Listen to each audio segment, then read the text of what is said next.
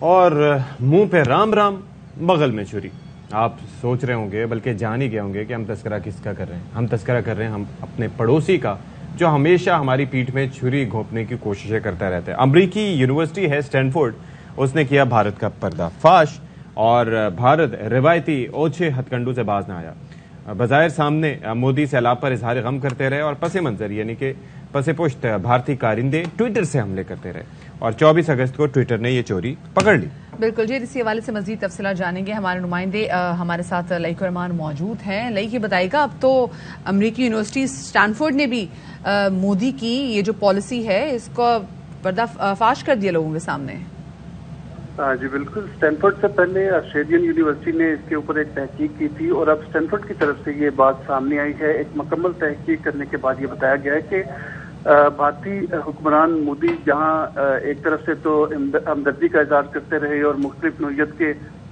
نیک جذبات بظاہر شو کرتے رہے, لیکن دوسری جانب ایک مؤثر انداز میں سوشل میڈیا کے ذریعے پروپیگنڈا بھی کیا جاتا رہا اور اس میں خاص طور پر یہ دیکھا گیا کہ ہزاروں بھارتی اکاؤنٹ تھے جو نہ صرف بھارتی جو کووڈ آپریشن سے انسانی حقوق کی خلاف ورزیاں مقبوضہ کشمیر میں کی جا رہی تھی اور جو مختلف وہاں پر فوجی دستے اور کورس جو ہیں جیسے چنار کور ہے انڈیا کی وہاں پر کام کر رہی تھی, تو ان کے آپریشنز کو جسٹیفائی کرنے کے لیے ان کے ذریعے ٹویٹ کیے جاتے رہے, اطلاعات پھیلائی جاتی رہیں, لیکن در حقیقت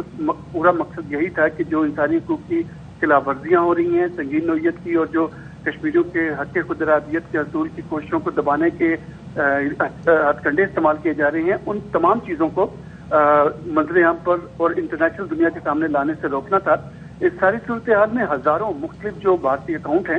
وہ بند بھی ہوئے ہیں. ٹویٹر کے ذریعے بھی دیکھا گیا کہ ان کو جب چھان بین کی گئی تو ایسے اکاؤنٹ جو ہیٹ اسپیچ کو پروموٹ کر رہے تھے اور کرائم کو زیادہ پروموٹ کر رہے تھے ان کو بند کیا گیا, اور جو امن کے دعوے کیے جا رہے تھے کہ مقبوضہ کشمیر میں امن ہے, حالانکہ وہاں پر نہ صرف انہیں مذہبی جو اجتماعات کی آزادی سے محروم رکھا گیا, وہیں پر انہیں اظہار رائے سے بھی روکا گیا. ان کے انٹرنیٹ کئی مہینوں تک بند رہے اور اس کے ساتھ ساتھ ان کی جو مختلف ایکٹیویٹیز تھیں جس میں مذہبی ایکٹیویٹیز کے ساتھ ساتھ سماجی ایکٹیویٹیز ہیں, جو تعلیمی سرگرمیاں ہیں, جو ہیلتھ سروسز ہیں, ان کو بھی روکا گیا. اور اس ٹویٹر اکاؤنٹ کے ذریعے ان تمام چیزوں کو چھپانے کی کوشش کی گئی جو بہرحال اسٹینفورڈ کی تحقیق میں سامنے آئی ہیں, اور یہ بھی سامنے آیا ہے کہ مختلف اکاؤنٹس بند کیے گئے, اور اس بات کا یہ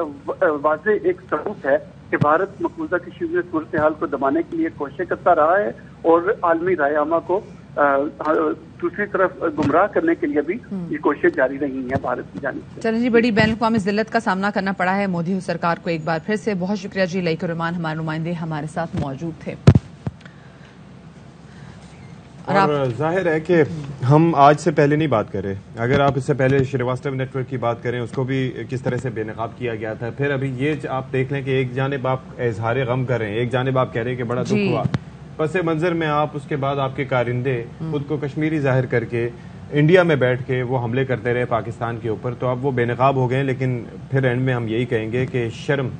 تم کو مگر نہیں آتی. مطلب پہلے آسٹریلیا کے ہاتھوں سے ضروری ان کی یونیورسٹی سے, پھر ہم نے دیکھا کہ اسٹینفورڈ نامی یونیورسٹی نے میں تو اتنی